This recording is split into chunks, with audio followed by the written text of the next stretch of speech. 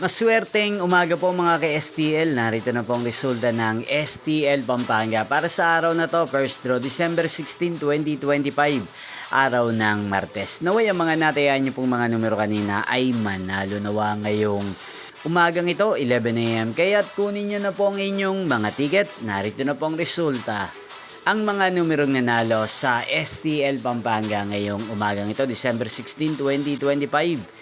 11 AM. First draw result 30 at 26 in exact order. Again 30 at 26. At ngayong umagang ito sa STL Pampanga, din pong i-shoutout si Ate Bernadette ng Pampanga na araw-araw pong nanonood sa channel na to.